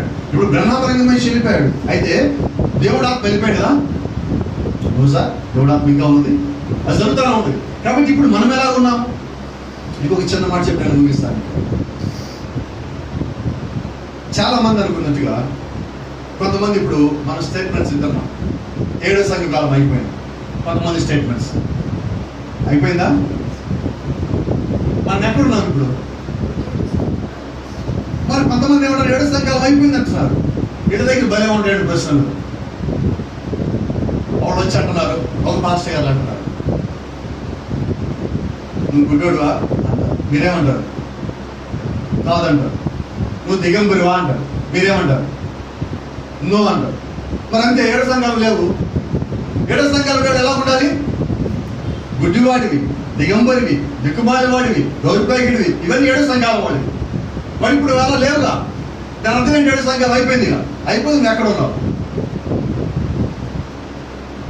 చూడండి, అతి తెలివితేటలు ఈరోజు ఎక్కువైపోయినాయి.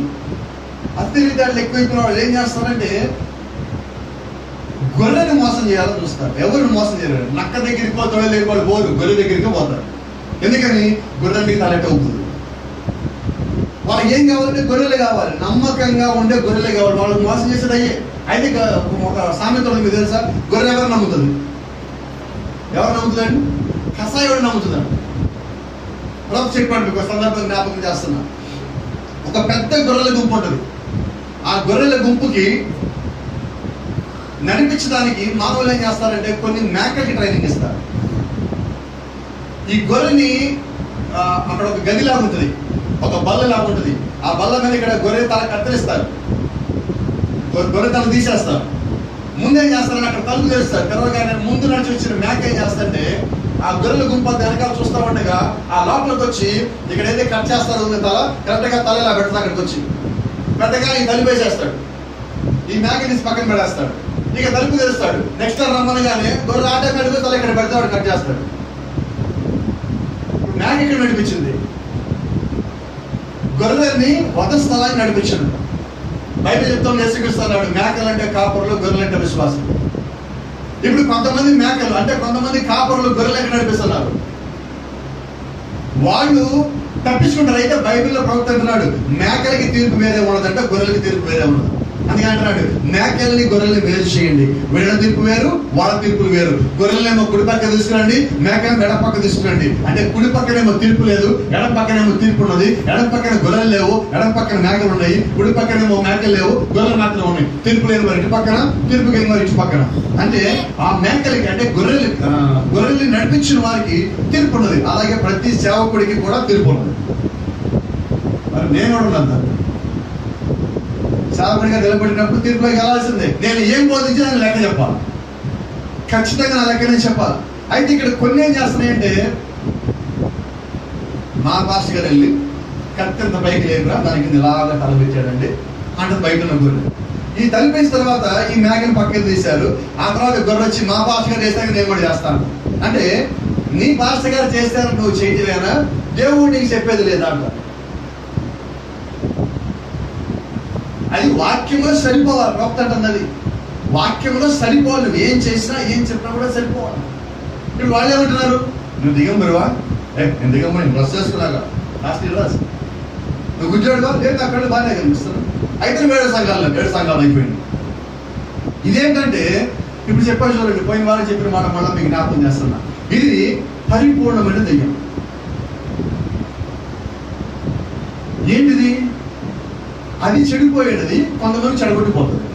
ఒక సామెత తెలుగులో మనకి, తాను చెడిని కోతి వనమెల్లా జరిచిందండి.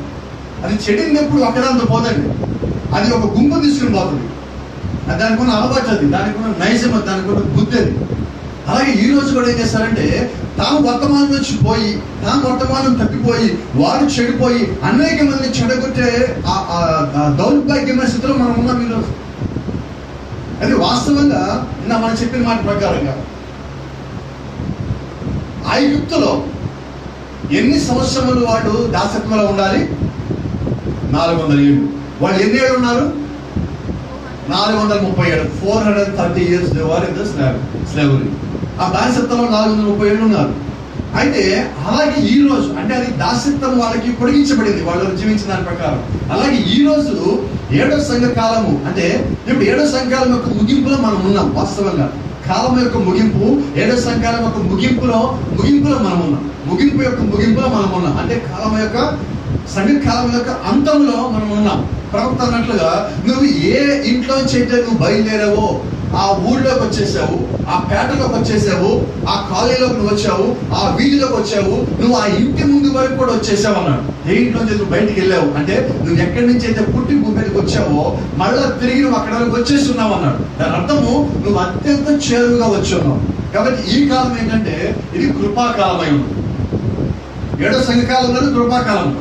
ఎందుకని కృపాకాలం కూడా 7వ సంఘకాలం అంటున్నామంటే ప్రవక్తుల యొక్క పరిచయం అయిపోయింది. ఇప్పుడు పరిచయం ఎవరు చేస్తున్నారు? ప్రభువైన యేసుక్రీస్తుయే మళ్ళా ఆయన పరిశుద్ధాత్మ చేత మళ్ళా పరిచయం జరిగించుకుంటున్నాడు. కాబట్టి వ్యక్తుల పరిచర్య, ప్రవక్తల పరిచర్య దేవుడు ముగించేస్తున్నాడు. ఇప్పుడు ఆయన రంగం మీదకి వచ్చి ప్రవక్త ద్వారా తన మాట్లాడిన ప్రతి మాటని, ప్రవక్త చూపించే ప్రతి ఒక్క దర్శనముని, ఆ యొక్క సూచనలు ఏవైతే ఉన్నాయో అవన్నీ దేవుడు నెరవేర్చుకుంటూ వస్తున్నాడు. మోషే వెళ్ళిపోయిన తర్వాత యెహోషువ అనగా పరిశుద్ధాత్మ రంగం మీదకి వచ్చి ఆయన కణాలకు తీసుకెళ్ళున్నాడు. అలాగే ఇప్పుడు మొదటి నిగమ యొక్క ప్రవక్త మోసెస్ అయినప్పుడు, మూడో నిగమ యొక్క ప్రవక్త బ్రహ్నాం అయినప్పుడు, మోషే తర్వాత యెహోషువ అనగా పరిశుద్ధాత్మ, బ్రహ్నాం తర్వాత మళ్ళీ ఇప్పుడు ఎవరు రావాలంటే వ్యక్తులు కాదండి, మళ్ళా సేమ్ అదే పరిశుద్ధాత్మ వచ్చి మనం నడిపించాలి. కాబట్టి ఈ రోజు మనం ఏ కాలంలో ఉన్నాము? పరిశుద్ధాత్మ యొక్క నడిపింపు కాలంలో ఉన్నాము. We're under the age of Holy Spirit. పరిశుద్ధాత్మ కింద జీవించే కాలంలో ఇప్పుడు మనం జీవిస్తున్నాం. కాబట్టి ఇప్పుడు మన నాయకుడు ఎవరు? మన నాయకుడు పరిశుద్ధాత్ముడు. అప్పుడు చిన్న మాట చెప్తాను. ఇప్పుడు ఇక్కడ సురేష్ బ్రదర్ ఉన్నారు. ఇప్పుడు వాళ్ళ ఇంటి దగ్గరికి వెళ్ళి ఒక జనాభా లెక్కలు చేసి అధికారులు వాళ్ళ ఇంటికి వచ్చి, బ్రదర్ మీ ఇంటి యజమాని ఎవరంటే ఎవరితో చెప్తారు? సిస్టర్ ఎవరు? మినిస్టర్ సిస్టర్ వచ్చి మీ ఇంటి యజమాని ఎవరు అనగానే who is master of this house అనగానే సురేష్ బ్రదర్ పేరు చూపించారు. అర్థమవుతుందా? అంటే ఇప్పుడు ఏంటంటే కుటుంబానికి ఆయన కాపరి, సంఘానికి ఇక్కడ నేను కాపరిగా ఉన్నా. అలాగే సంఘ కాలానికి కాపరిగా ప్రవక్త ఉన్నాడు. అయితే కాలానికి కాపరి ప్రభువైన యేసుక్రీస్తు.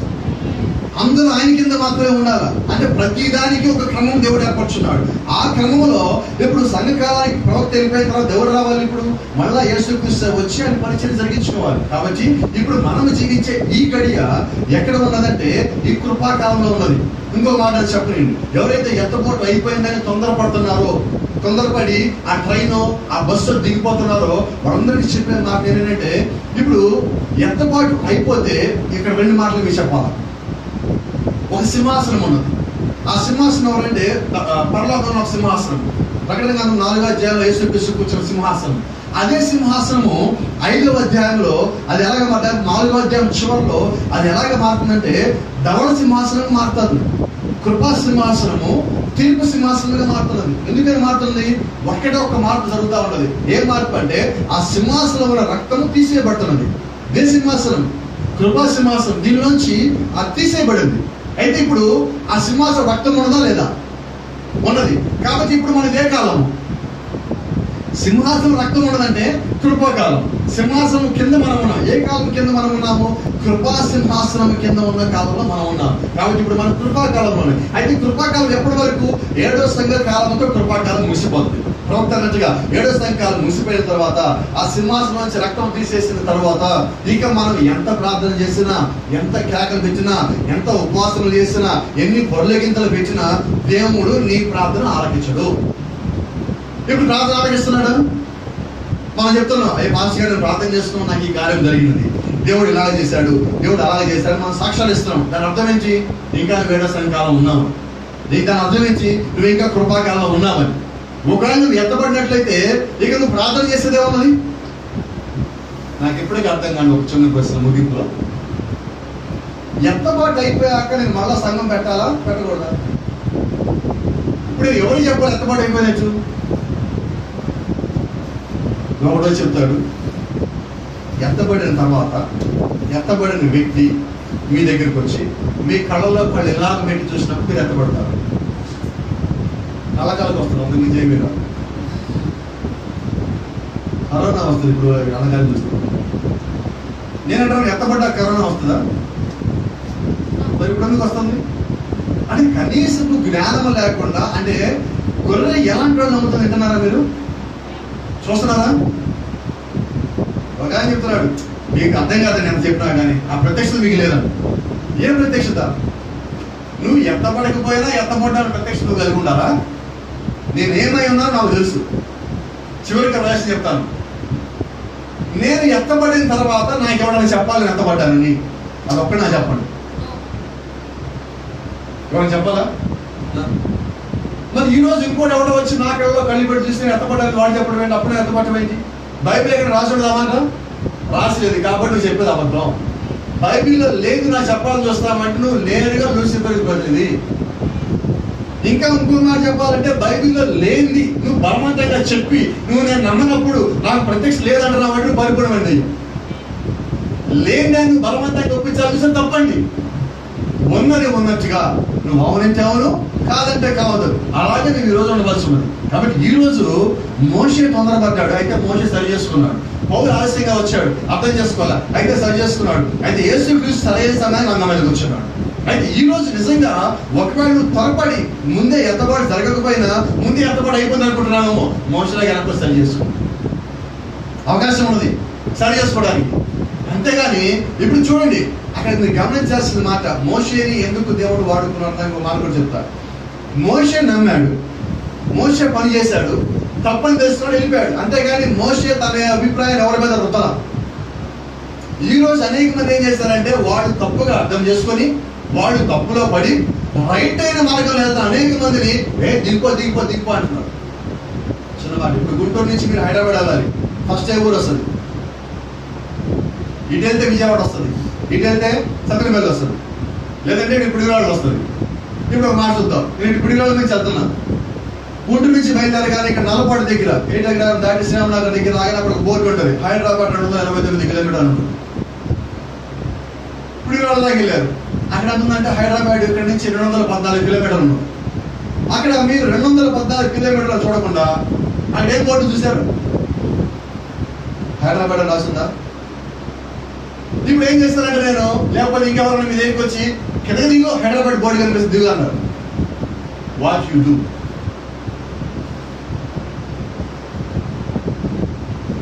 హైదరాబాద్ ఉందా లేదా అక్కడ బోర్డు? అంటే నువ్వేం చదివినట్టు? సగం చదివావు. వాడికి ఒక పేరు ఉంది, హాఫ్ నాలెడ్జ్. ప్రపంచం మొత్తంలో అత్యంత అపాయకరమైనది ఏంటంటే సగము జ్ఞానం కలిగి ఉండడం. ఏమి తెలియనోడు చూడండి, చదివే మాత్రం లేనివాడు చూసారా? అందరూ అడుగుతారు అనుకోండి, పక్కన అడుగుతాడు హైదరాబాద్ ఇదేనా? వాడికన్నా బుద్ధిమంతులు ఎవడు?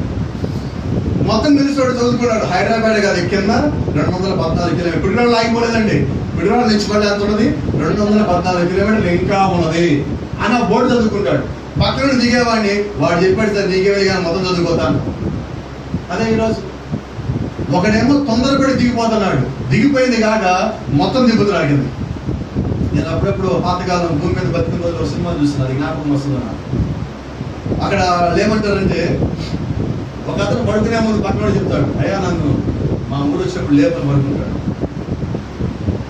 సరే అతను అంటాడు పడుకోబోతుంటే ఏదో మళ్ళీ అంటాడు, ఒకవేళ నేను దిగనన్నా కూడా దింపు, నాకు ఒకసారి నిద్ర లేచి అలవాటు కొట్టేసరి దింపు అన్నాడు అతను. అప్పుడు పూర్తి అధికారం ఇచ్చాడు. నేను చెప్పాడు మీకు గొర్రె ఎవరు నమ్ముతుంది? కసాయోడి. ఇప్పుడు పక్కన కసాయోడు అంటాడు. ఇప్పుడు ఈయనేం చేశాడంటే ఆ పక్కన పడుకునే వ్యక్తిని కొట్టి గందరగోళం చేసి మొత్తం కింద దింపేశాడు రైల్లో నుంచి. తర్వాత కొద్దిసేపటికి అర్థమైంది అతను ఎక్కాల్సింది ఇంకా రాలా. అయితే అతను ఎవరు నమ్మాడు? హాఫ్ నాలెడ్జ్ ఉన్నాడు. కాబట్టి వాడు ఏం చేశాడు, వీడిని స్టాప్ రావడానికన్నా ముందుగానే నిద్రపోయేవాడిని కొట్టి లేపి వాడు ముందు ఇంకా అనుమతించాడు కదా కసాయుడు. ఏమని అనుమతించాడు? నేను దిగనన్నాగా నన్ను దింపేశాను, లా కింద పడే అన్నాడు. ఎవరు తప్పు? అసలు వీడి తప్పు అన్నాడు. నేను నేను ఎప్పుడు కూడా అసలు కసాడు తప్పడు, కసాడు దగ్గర పోవడం నీకు తప్పడుతుంది. కాబట్టి ఈరోజు నువ్వు ఎవరి దగ్గర ఉన్నావు, నువ్వు ఎవరు నమ్ముతా ఉన్నావు, నువ్వు ఎలాగ జీవిస్తా ఉన్నావు. కాబట్టి నీ యొక్క ఆలోచన సరి చేసుకో. అపోస్తలుడైన పౌలు కూడా కైపా కింద ఉన్నప్పుడు తప్పుడు బోధన నడిపించున్నాడు. అయితే కైపా దగ్గర నుంచి యేసుక్రీస్తు అంటే వ్యక్తి కాదండి, దేవుడు యొక్క శక్తి కిందకు వచ్చినప్పుడు, దేవుడు నడిపించినప్పుడు తన తప్పేంటి తెలుసుకొని ఎప్పుడో సరి చేసుకున్నాడు. మోషే కూడా దేవుడు యొక్క శక్తి అంటే పరిశుద్ధాత్మ లేదంటే అగ్నిస్తంభంని కలుసుకున్నప్పుడు తనతో సరి చేయబడ్డాడు. అలాగే ఈ రోజు నిజంగా నువ్వు వర్తమానంలో ఉన్నట్లయితే నువ్వు మనిషి ఆలోచనలు కాదు, మనిషి సిద్ధాంతంలో కాదు, లేఖను నమ్ము. ఈ కాలంకి వచ్చిన వర్తమానం నువ్వు నమ్ము. ప్రవక్త ఏం చెప్పుకున్నాడు, దేవుడు అదే చెప్పుకున్నాడు. దేవుడు చెప్పిన దాన్ని ప్రవక్తని చెప్పుకున్నాడు. అంతేగాని ఇప్పుడు ఇంకొక మాట, దేవుడు చెప్పింది నీకు అర్థం కాకపోతే నీకు వర్తమానం ఉన్నది. ఈ వర్తమానం అర్థం కాకూడదు, అర్థమవుతుంది. ఎందుకంటారా, బైబిల్ అనేది టెక్స్ట్ బుక్, వర్తమానం అనేది గైడ్. రెండు ఉంటాయి మనకి, టెక్స్ట్ బుక్ ఒకటి, గైడ్ ఒకటి. ఈ టెక్స్ట్ నీకు అర్థం కాలేదు, నువ్వు గైడ్ చదువుతావు. ఈ గైడ్ అర్థం కాలేదంటే ఇంకో చదివే ఉపయోగం లేదు. ఇచ్చిందెందుకు ఇది? రెండో మాట, నువ్వు టెక్స్ట్ బుక్ ఉన్నది, నీకు అర్థం కాదు. ఈ టెక్స్ట్ బుక్ చెప్పడానికి మళ్ళీ దేవుడికి ఒక వ్యక్తిని ఇచ్చాడు. ఈ టెక్స్ట్ బుక్ ఇని నువ్వు చదివి నీకు అర్థం కాక ఒక వ్యక్తి చెప్తాను అర్థం కాకపోతే నీకు మళ్ళీ గైడ్ ఇచ్చాడు. మళ్ళీ ఈ గైడ్ని చెప్పడానికి నీ మనిషిని ఇచ్చాడు. అంటే దేవుడు చెప్పింది నీకు అర్థం కాదా, ఆత్మ నింపబడిన ఒకటి చెప్పింది అర్థం కాదా, దేవుడు ఆత్మ రాయించిన ప్రవక్త చెప్పించిన మాట నీకు అర్థం కాదా, ఇన్ని రకాలు చెప్పిన అర్థం కావాలి, ఇంకేం చేయాలా? ఒక క్లాస్లో ఒక స్టూడెంట్కి ఎన్నిసార్లు చెప్తారు? ఒకటి, మహా అయితే రెండు. నేను క్లాస్ చెప్పేటప్పుడు 3 సార్లు చెప్తాను కాబట్టి. నోట్స్ రాని నేను రాయని, నేను కూడా రాయను. నువ్వు చెప్పేటప్పుడు ఈ లోపలికి మొత్తం పోవాలంట. నువ్వు బట్టి పట్టద్దు. నోట్స్ రాస్తాయంటే నేను ఇంటికే చదువుకుంటానంట. ఇంటికే చదివేటప్పుడు క్లాస్ రావడం కానీ ఇంట్లో కూర్చో. నీ ఆలోచన ఎలా ఉండాలంటే అది చెప్పేటప్పుడు నీ లోపలికి వెళ్ళిపోవాలి, నీ లోపలికి ప్రింట్ అవ్వాలి. అది ప్రింట్ అయినప్పుడు దాన్ని మర్చిపో. అలా ప్రింట్ అవ్వడం నేనేమంటానంటే అర్థం చేసుకోవటం, గ్రహించటము, నువ్వు దాన్ని పరిపూర్ణంగా ఎరుగునటము. లేకపోతే బైబిల్ భాష మనం మాట్లాడినట్లయితే ప్రత్యక్షత నువ్వు కలిగి ఉండటం. కాబట్టి ఈ దినము నీ ప్రత్యక్షత ఏంటో నీకు ఆయన తెలిసినట్లయితే, వేరే ఎవరైనా ప్రత్యక్షత కాదండి, నేను చెప్పే ప్రత్యక్షత, దేవుడు చెప్పిన ప్రత్యక్షత. నీవు దేని కొరకు ఎదురు చూస్తున్నావో అది నీ ముందుకు వచ్చినప్పుడు అది నీకు తెలుస్తుంది. అలాగే ఆ గడియ ఏ గడియ అంటే ఈ రోజు మనం జీవిస్తున్న ఈ గడియ. This is the hour. ఈ గడియ ఆ గడియ, యేసుక్రీస్తు చెప్పిన ఆ గడియ ఈ గడియ. అంటే యేసుక్రీస్తు వివాహం జరగబోవడానికి కావలసిన వధువు సిద్ధపడే గడియ ఈ గడియ. ఆ కాలాన్ని పెళ్లి మీదలో యేసుక్రీస్తు ఎలాగైనా అక్కడ సిద్ధపరుచున్నాడో అలాగే ఈ రోజు ఇది మొత్తం ఆయన సిద్ధపరిచాడు. 7 సంఘ కాలంలో ఉన్న వధువు సిద్ధపరుచున్నాడు. కాబట్టి ఈ రోజు ఎవరన్నా మీ దగ్గరికి వచ్చి మనం 7 సంఘాలలో ఉన్నామా అంటే మీరేం చెప్తారు? 7 సంఘాలు అయిపోయింది కదా అంటే మీరేం చెప్తారు? 7 సంఘాలు ఉన్నాము, కృపాకాలంలోనే ఉన్నాము, ఇంకా మేము ఎత్తబడలేదు. ఏ ఎత్తబాటు కొరకు ఎదురు చూస్తున్నాం. ఎందుకని బైబిల్ అదే చెప్పింది. బైబిల్ చెప్పిందే నేను చెప్పాలా, బైబిల్ చెప్పిందే ప్రవక్త చెప్పాలా, బైబిల్ చెప్పిందే మీరు చేయాలా, మీరు జీవించాలి. అప్పుడు మాత్రమే బైబిల్లో ఉన్న ప్రకారంగా బైబిల్ రాయించిన దేవుడు మన పరలోకం తీసుకుపోతాడు. అంతేగాని పక్కన వాళ్ళ ప్రత్యక్షత, ఆ రాష్ట్రం వాళ్ళ ప్రత్యక్షత, ఈ రాష్ట్రం వాళ్ళ ప్రత్యక్షత మనకు పనిచేయదు. దేవుడు మనకి ఇచ్చిన ప్రత్యక్షత మాత్రమే పనిచేస్తుంది. కాబట్టి ఈ రోజు జ్ఞాపకం తెచ్చుకోండి, ఎవరన్నా వచ్చి మీ కళ్ళల్లో కళ్ళు పెట్టి చూస్తే మీరు ఎత్తబడరు. ఎవరన్నా వచ్చి నువ్వు దిగంబరి అంటే నేను దిగంబరిని కాదు కాబట్టి 7 సంఘాలు అయిపోయిందని చెప్పడానికి ఏం లేదు. నువ్వు 7 సంఘాలు ఉన్నావు. అయితే ఇక్కడ ఒక చిన్న మాట, ఒక చిన్న చెప్పాల్సి ఉన్నది. ఆత్మీయమైన గుడితనం నుంచి మనం బయటకు వచ్చాం, శారీరక సంబంధమైన దిగంబరత్వం నుంచి మనం బయటకు వచ్చున్నాం. అవన్నీ మనలో ఉన్న గుణ లక్షణాలు, అవన్నీ దాటుకుంటా మనం వస్తున్నాం. వర్తమానం వచ్చింది. బైబిల్ చెప్తున్నది వర్తమానం నా యొద్ద నువ్వు కాటుక కొను, అది నీ కళ్ళకి రాసినప్పుడు నీకున్న గుడ్డితనం పోతుంది. ఆ కాటుక పేరే మెసేజ్ ఆఫ్ ది అవర్. ఆ కాటుక పేరే ఈ గడియ వర్తమానము. ఆ కాటుక నీ కళ్ళకి రాసుకున్నప్పుడు నీ దిగంబరత్వం నీకు తెలుస్తున్నది. అంటే నువ్వు చేసిన తప్పులు నీకు తెలుస్తున్నాయి, నువ్వు చేసిన పాపములు నీకు తెలుస్తున్నాయి, నువ్వు జీవించిన జీవితం నీకు తెలుస్తున్నది. కాబట్టి నువ్వేం చేస్తావంటే వర్తమానం అనే కాటుక నువ్వు రాసుకున్నప్పుడు ఆ యొక్క పాపం నుంచి నువ్వు బయటకు వస్తున్నప్పుడు నువ్వు అనుకుంటావు, ఇదిగో ఇక ముందు నేను ఇలా ఉన్నాను, ఇక నుంచి అలా ఉండను, ఇంతకుముందు ఇలా ఉన్నాను, ఇక నుంచి అలా ఉండను. అది నువ్వు ఏదైతే నిర్ణయం తీసుకున్నావో అవన్నీ నీలో దేవుడు ఏర్పరిచిన గుణలక్షణాలు అయి ఉన్నాయి. అప్పుడు ఈ రోజు మేము కలిగి ఉన్నాం, ఆ గుణలక్షణం కలిగి ఉన్నాం. కాబట్టి నువ్వంటావు 7వ సంఘం కాలంలో ఉన్నాను, అయినా నాలో ఈ గుణలక్షణాన్ని దాటొచ్చాను. ఒక్కొక్క స్థితి, ఒక్కొక్క మెట్టు ఎక్కి నేను పైకి వస్తున్నాను. కాబట్టి ఈ రోజు నేనేమై ఉన్నానో అది దేవుడి కృప ఉన్నది. Praise the Lord. సమయం కొద్దిగా ఎక్కువైనది, నేను ఇక్కడ ముగిస్తున్నా. అయితే విల్ కంటిన్యూ దిస్. ఆమేన్. ఒక నిమిషం మనం అందరం లేచి నిలబడదాం.